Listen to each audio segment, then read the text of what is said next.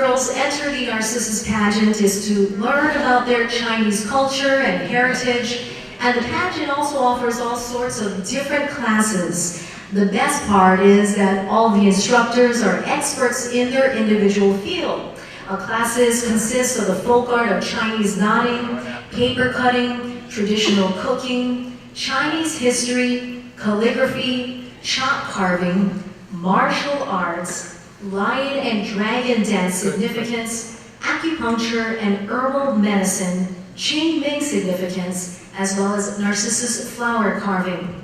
Now, through a blind draw, each of the contestants had to choose a question to research for their speech phase and asked to have a prepared answer no longer than a minute.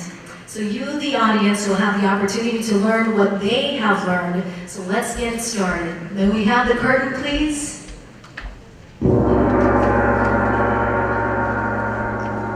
Contestant number 1, Ning Feng. Describe the festival of the 7 heavenly maidens, or 7 sisters, and tell us why Chinese women celebrate this event. The 7 heavenly maidens, known for their weaving and sewing, had descended to the mortal world. They had stopped by a lake where a nearby cowherder overheard the angelic laughter and became deeply attracted to the youngest sister. In fear she would leave, the cowherder stole her clothes, forcing her to stay behind. They soon fell in love, but the Queen of Heavens, furious at her daughter's long time away, forced her back to the heavens and separated them with the Milky Way. Moved by their love for each other, the magpie birds form a bridge over the heavenly river to reunite the couple on the 7th day of the 7th month of the lunar calendar. In the past, Chinese women were only allowed out on this special day where they celebrated by dressing up, reenacting the 7 maidens, and wishing for a good husband. This is one of my favorite stories because it reminds me of my parents' love for each other and knowing that if the love is real, there is always a way to be together. Thank you. Thank you, contestant number 1, Ning Feng.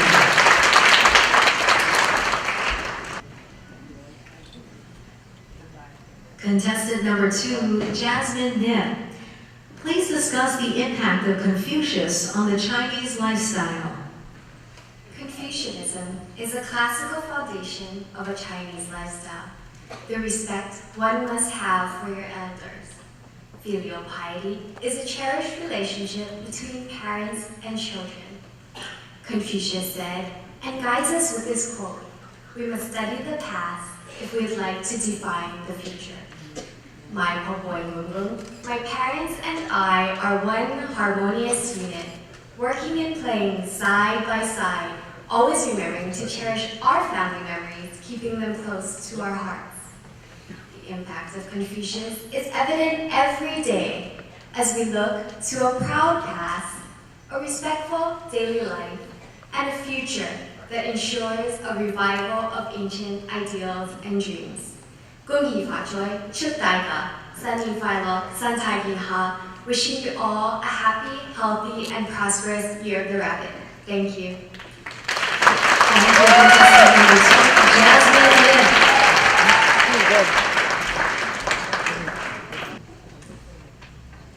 Contestant number 3, Tia Jade.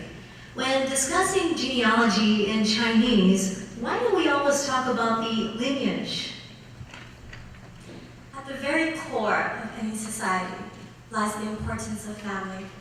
Our lineage, is what truly unites us and enables us to further appreciate our family's traditions.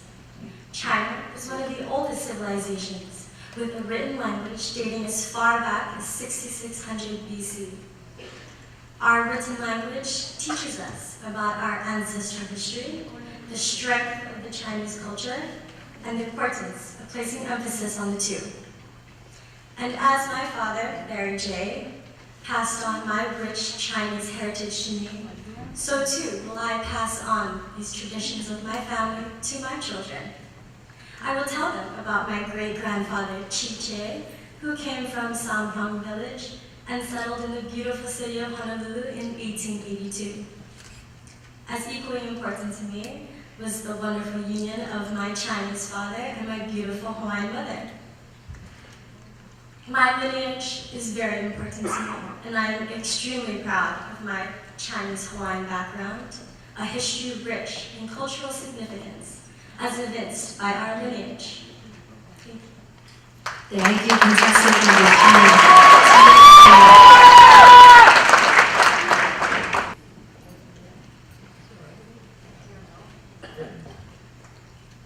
2. Contestant number 4, Chen Ying Wu. Today, the world is interested in holistic medicine and herbal or natural remedies, which the Chinese have practiced for thousands of years. Please elaborate on this. More and more people have realized that humans with obstacle conditions are subject to the nature changes. This is also the philosophy of Chinese medicine. Nature and man are one. Since ancient times, Chinese believe that people should manage their diet based on the changing seasons and balance of nutrition. For instance, a medicated diet is a part of Chinese medicine. Food with medical values is combined with Chinese herbs to make a very delicious cuisine. The central idea of Chinese medicine is to prevent the disease and extend longevity by the daily diet. A few years ago, I asked my auntie, "How do you know when you love someone?" She replied, "When you start caring about what they are eating." This is why I am so careful about what I am feeding your uncle, because I love him. Thank you. Thank you, contestant number 4, Chen Ying Wu. Contestant number 5, Laura Hung. Please tell us about the 8 Chinese characters of one's birth and how they affect their life. The 8 characters of your horoscope comes 2 each from the time, date, month, and year of when you're born. It is very significant to use when parents, for example, want to make an arranged marriage between their children. They'll look at each children's 8 numbers and see how compatible they are to each other. Another great example and use of these characters is choosing career paths. It can really help guide you in the direction of your life. Also, someone who can interpret these numbers can help you to determine your fate and direction that you want to take your life in. Thank you. Thank you.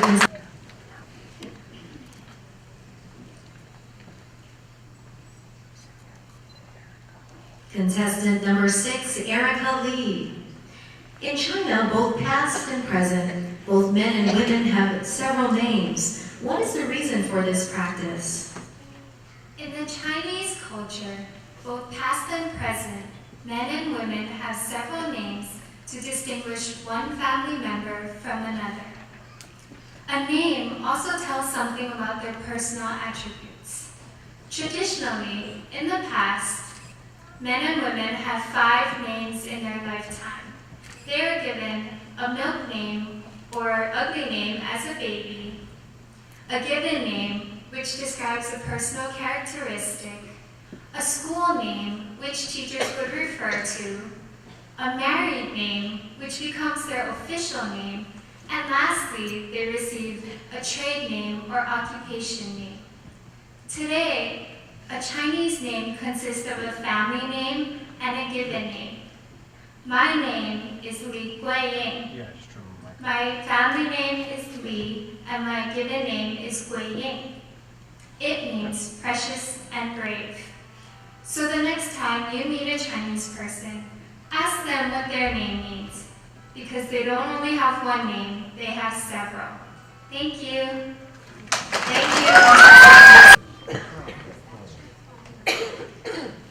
Contestant number 7, Sonia Ling. Chinese regard the time of one's birth as the basis of one's horoscope. Elaborate on this belief, when and how it plays a significant role in one's life. In the Chinese horoscope, it is comprised of 4 pillars. That's 8 characters, 2 from the month, date, time, and year. In each pillar, it is comprised of one of the 12 zodiac, as well as one of the 5 elements. I find this particularly interesting because not only does it allow the Chinese to see into your future, but it also allows them to see the characteristics. The most well-known use of horoscope is in matchmaking. 2 individuals would bring the numbers to a matchmaker, and from there she would determine the compatibility of the couple. Unlike Western horoscope, which only includes 12 signs, the Chinese horoscope has 60 combinations per pillar. That's 12,960,000 permutations. With 6.3 billion people on this planet, it gives me hope that every person in this theater can be matched. Thank you. Thank you, contestant number 7. Contestant number 8, Christina Su Hu. Chinese culture abounds with wise sayings. Please present a short saying in Chinese and relate its meaning to your life. I have to laugh at this question, and I know my father is too, because Chinese proverbs is something special I share with him. Ever since I could remember, I have run to him, and I've been there when I've been sad, and he has been there with open arms and a Chinese proverb waiting for me. He tells me, Christina, if in your heart you know you're right, what is there to worry? What is there to fear? He follows this with, just be true to yourself and you will do fine. I'm proud of you, kiddo. This quote was said by Confucius. What my father was doing was passing down ancient wisdom distilled in a couple of sentences.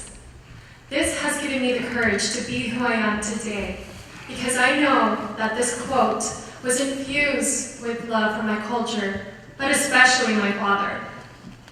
And now I know that I can do anything that I put my mind to because of him, and I am ready to tell everyone that I am okay with myself, and I am home with my heart, and I have nothing to worry and nothing to fear.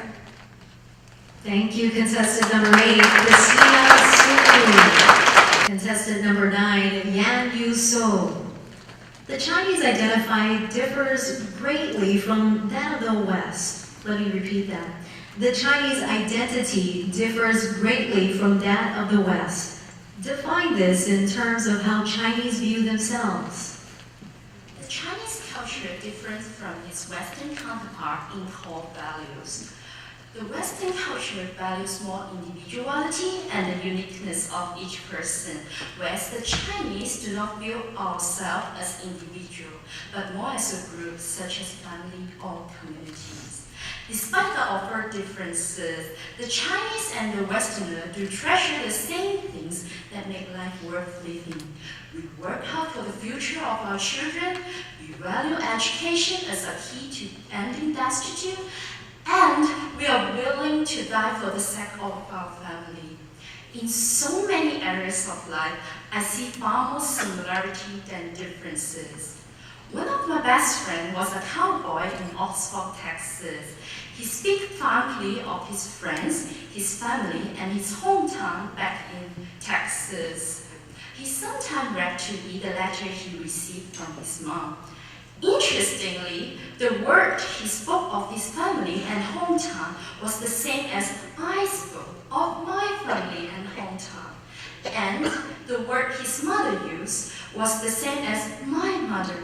So, you see, we are not so different after all. Thank you. Thank you, contestant number 9. Contestant number 10, Ning Jin Miao.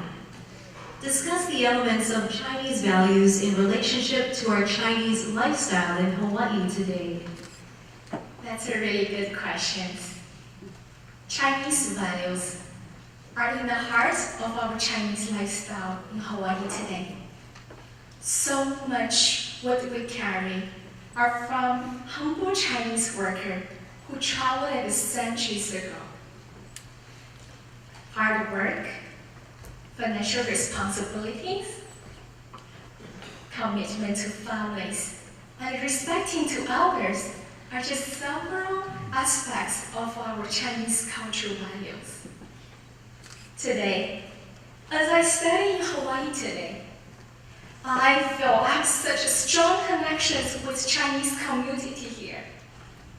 It is not only because they preserve those traditional within their own families, but also they carry on through the whole community. That made me think, which Chinese culture is the greatest of all? Finally, it comes to me. It is love. Thank you. Thank you, contestant number 11, Alexandra Chen. In just the past century, the total role and identity of the Chinese woman had changed immensely in Hawaii. Comment on this phenomenon. When I think of my grandmother's generation, I feel such a great depth of gratitude for the principles and foundation they laid down for us. Although the role of women had changed, the basic value had remained the same. We will love our children as our parents loved us. We will sacrifice ourselves and die for my family. And we continue to honor our elders as our best role models. When I think of my grandmother, she used to take me to the special bakery for my bread. When I think back this time, they are my favorite memories of my grandmother. Someday, when I have grandchildren, I would like to share with them this special moment like this. And when I visit my grandmother's grave, I always bring her the bread to eat. Thank you, contestant number 11. Contestant number 12, Stacy Baba. The fabled 8 immortals play a significant role in Chinese religion, art, and culture. Define this group and their particular powers. The 8 immortals bring happiness, longevity, and prosperity to those who display them. Qi, fertility, longevity, joy, and compassion are the primary powers of these immortals. I see the hallmarks of these immortals in those I love dearly. I see the immortal of longevity in my healthy 87-year-old grandma. I see the immortal of joy in my younger brother, and the immortal of protection in my caring uncle.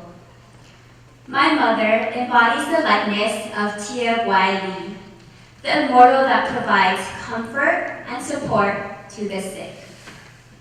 When I was a child, I endured 8 surgeries on my neck and ears. My mom's compassion, love, and support delivered me from these sad and scared times. She provided stability and security and made me the woman that I am today. I'll always cherish our moments together. These were the happiest moments in my life. Thank you. Thank you. Number 13, Kimberly Leong. There are many words in the English language which are derived from Chinese terms. Tell us about these contributions.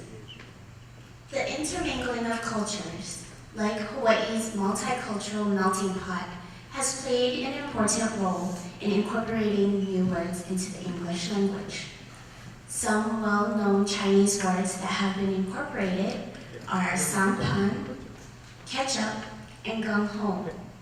Sampan, originally samban, refers to the Chinese wooden boats.